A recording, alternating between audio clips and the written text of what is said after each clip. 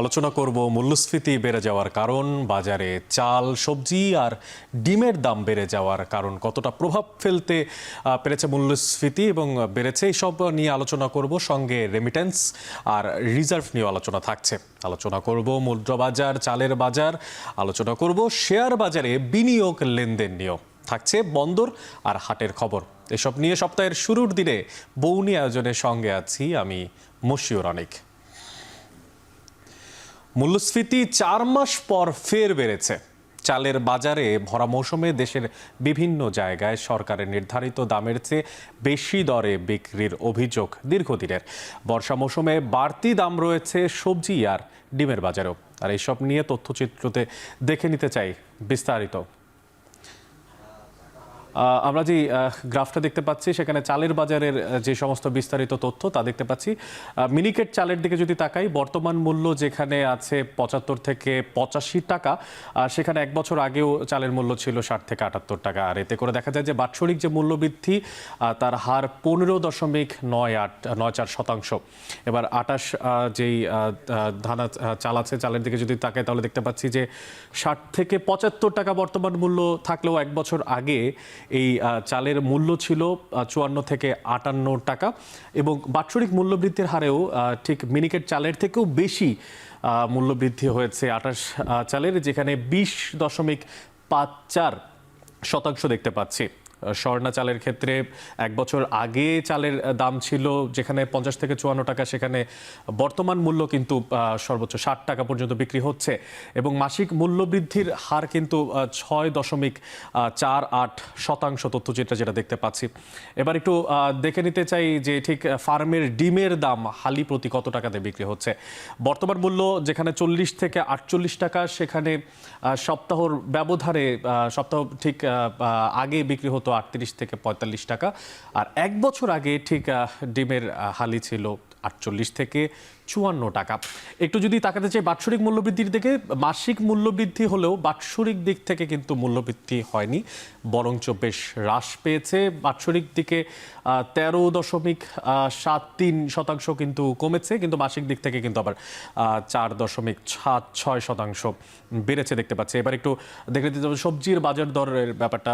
সেখানে বরবটি, ঝিঙ্গা, চিংড়া, শসা, করলা, বিভিন্ন সবজি আছে যেভাবে দেখতে পাচ্ছি। বরবটির দাম 120 টাকা করে বিক্রি হচ্ছে, ঝিঙ্গা বিক্রি হচ্ছে 80 টাকা, চিচিঙ্গাও 80 টাকায় বিক্রি হচ্ছে। পাশাপাশি শসা 80 থেকে 100 টাকা দরে বিক্রি হচ্ছে, করলা বিক্রি হচ্ছে 100 টাকা দরে।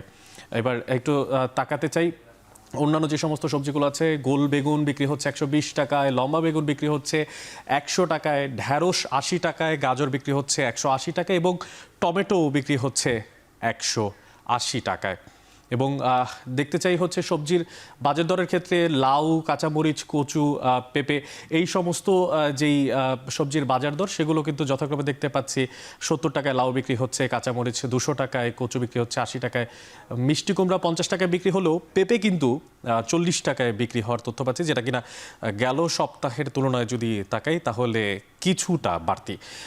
এবার আমরা এরপর পরপর 4 মাস মূল্যস্ফীতি কমার পর ফের বাড়ল সার্বিক খাদ্য আর খাদ্য বহির্ভূত যে মূল্যস্ফীতি তার পরিমাণ দেখে নিতে চাই। 10 মাসের সার্বিক খাদ্য আর খাদ্য বহির্ভূত মূল্যস্ফীতি ঠিক কত ছিল দেখতে পাচ্ছি। 10 মাসের যে খাদ্য মূল্যস্ফীতি তার একটা গ্রাফ দেখতে পাচ্ছেন, এবং সেই গ্রাফে আমরা যদি সময়ের দিকে তাকাই তাহলে অক্টোবর 2024 থেকে শুরু করে 2025 সালের জুলাই পর্যন্ত কিন্তু গ্রাফে দেখা যাচ্ছে, যেখানে ঠিক 10 মাসের খাদ্য মূল্যস্ফীতির যদি শতাংশ হিসাব করি তাহলে 12% ছিল অক্টোবরে, কিন্তু ঠিক মূল্যস্ফীতি কমে জুলাই পর্যন্ত আসতে আসতে সেটা কিন্তু হয়ে যায় 7.56%। মাঝখানে অক্টোবর, নভেম্বর এবং ডিসেম্বরে 10%-এর উপরে থাকলেও ডিসেম্বরের পর থেকে অর্থাৎ জানুয়ারি থেকে কিন্তু মূল্যস্ফীতি কমতে শুরু করে এবং কমতে কমতে এখন বর্তমানে জুন জুলাইতে গিয়ে 7% গিয়ে কিন্তু পৌঁছেছে।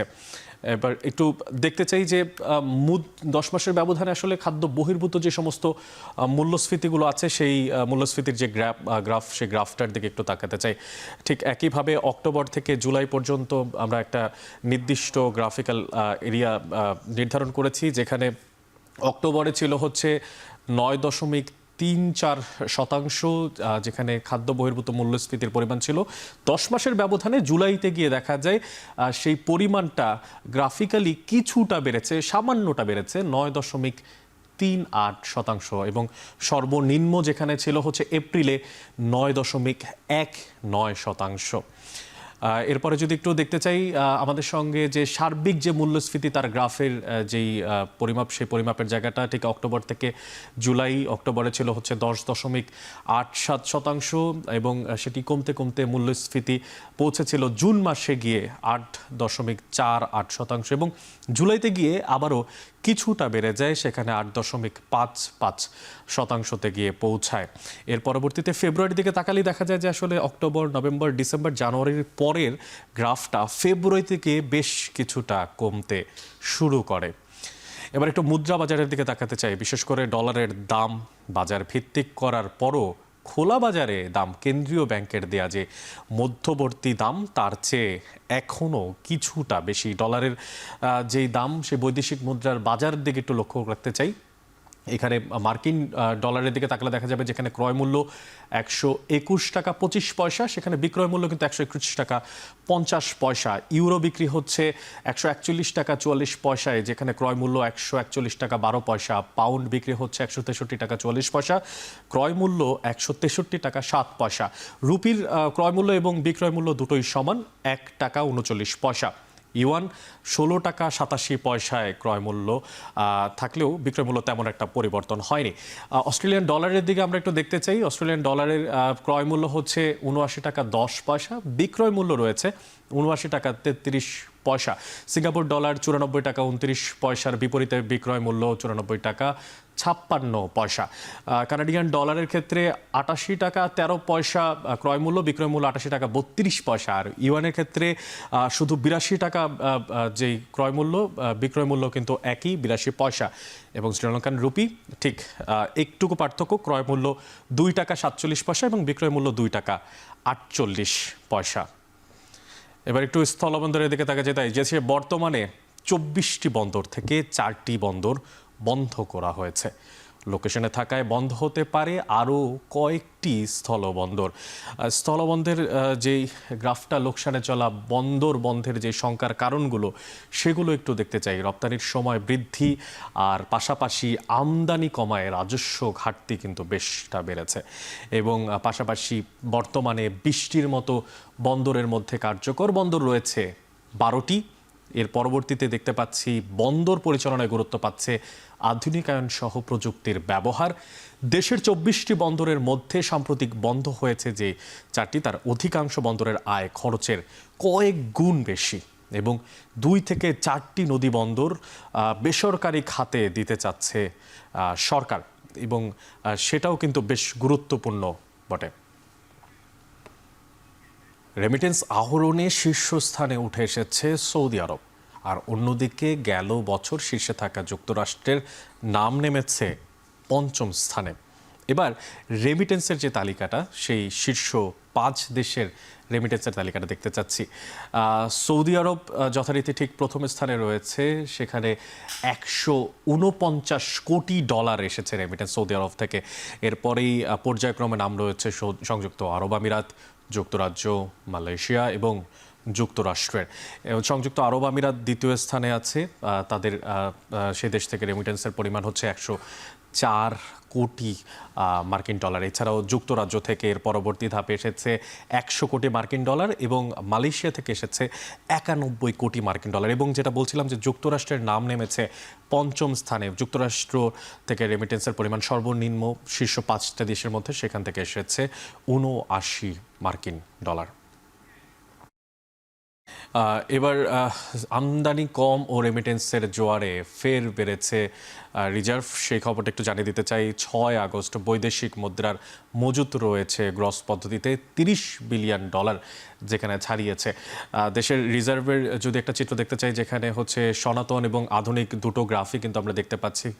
একটু যদি দেখি যে বর্তমানে যে সনাতন পদ্ধতিতে ফেব্রুয়ারিতে যেখানে ছিল হচ্ছে $26 বিলিয়ন, সেখানে এই বর্তমানে দেখা যাচ্ছে আধুনিকভাবে সেই পদ্ধতিতে কিন্তু $20 বিলিয়ন দেখতে পাচ্ছি দেশের রিজার্ভ কাউন্ট করা সম্ভব হচ্ছে। যদি এর মাঝখানে সবচাইতে বেশি রিজার্ভের পরিমাণ দেখতে চাই, তাহলে দেখতে পাচ্ছি যে রিজার্ভের পরিমাণ মাঝখানে জুনে সবচাইতে বেশি ছিল, যেখানে গ্রস ছিল প্রায় $31 বিলিয়ন। এবং ঠিক সর্বনিম্ন যদি পরিমাপটা দেখতে চাই, তাহলে দেখতে পাচ্ছি সর্বনিম্ন রিজার্ভের পরিমাণ ছিল 20.36 বিলিয়ন, যেটা হয়েছিল হচ্ছে ঠিক মার্চ মাসের শুরুর সময়টাতে। এবং এই যে গ্রস এবং সনাতন পদ্ধতি, সে দুই পদ্ধতিতেই বলা যায় যে এই বর্তমানের যেই দেশের রিজার্ভের পরিমাণ, সেটা কিন্তু একটা স্থিতিশীল অবস্থার মধ্যেই রয়েছে। এবার জানিয়ে দিতে চাই যে ঠিক কি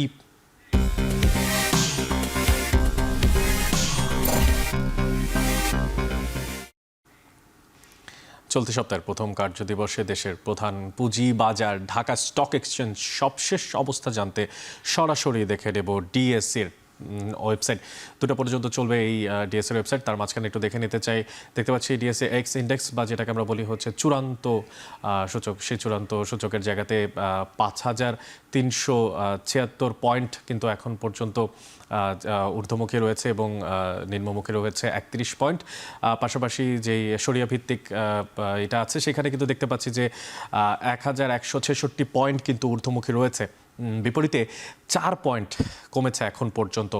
এবং শীর্ষ 30টি যে কোম্পানি, সেই কোম্পানির যদি বলি ঊর্ধ্বগামী পয়েন্টের কথা, তাহলে প্রায় 2,075 পয়েন্ট রয়েছে ঊর্ধ্বগামী, এবং কমেছে 22 পয়েন্ট এখন পর্যন্ত। একটু দেখতে যে টোটাল একেবারে পুরোটা মিলিয়ে যদি হিসাব করা হয়, তাহলে এখন পর্যন্ত টোটাল ট্রেডের ওপরে 540 কোটি টাকার ট্রেড হয়েছে। এবং যেখানে 137টি কোম্পানির মধ্যে দাম বেড়েছে দেখতে পাচ্ছি 205টি, এবং দাম কমেছে 57টি কোম্পানির।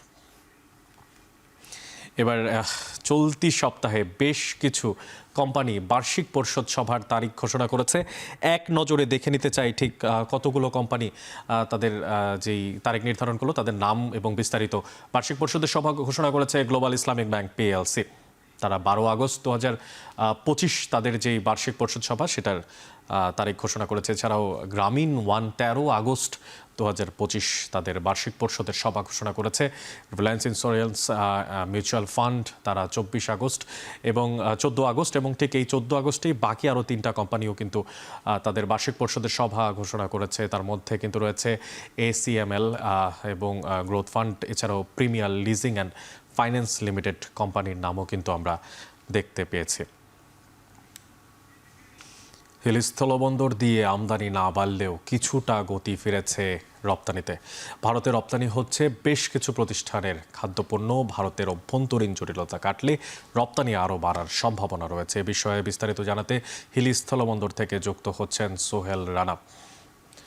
সোহেল, ভারতের যে অভ্যন্তরীণ জটিলতার কথা জানছিলাম, আমদানি রপ্তানিতে এই অভ্যন্তরীণ জটিলতা আসলে কি ধরনের কিংবা কতটা প্রভাব ফেলতে পারে বলে আপনার কাছে তথ্য আছে?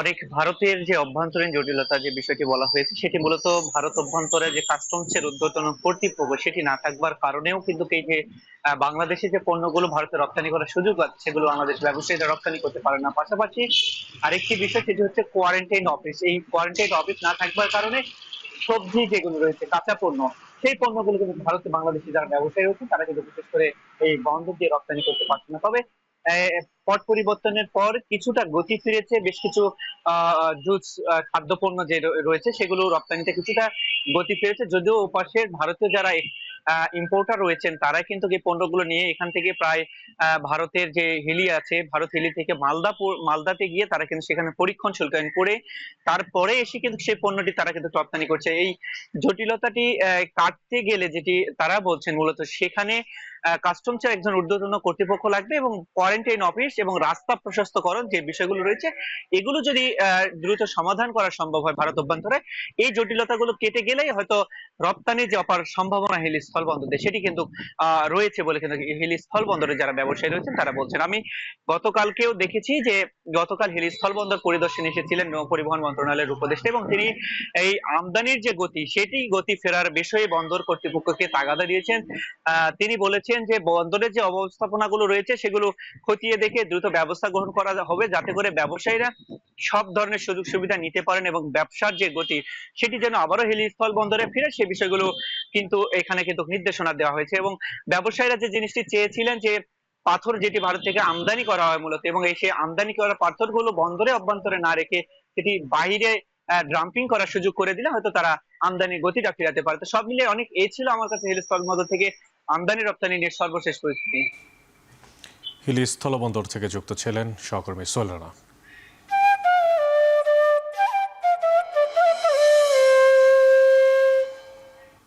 বগুড়ার বাজারে নতুন করে চালের দাম বাড়েনি, তবে আগের যে বাড়তি দামের চাল বিক্রি হতো তা কিন্তু এখনও বিক্রি হচ্ছে। আর এই বিষয়ে বিস্তারিত জানাতে শহরের কলোনি বাজার থেকে যুক্ত হচ্ছেন রাজীব সেলিম। রাজীব, আপনার মাধ্যমে জানতে চাই, আপনি দেখতে পাচ্ছি আপনি চালের টেকো দামের সামনে আছেন, জানতে চাই যে কত দামে চাল বিক্রি হচ্ছে এবং ক্রেতা বিক্রেতাদের এতে করে আসলে প্রতিক্রিয়া কি বাকি?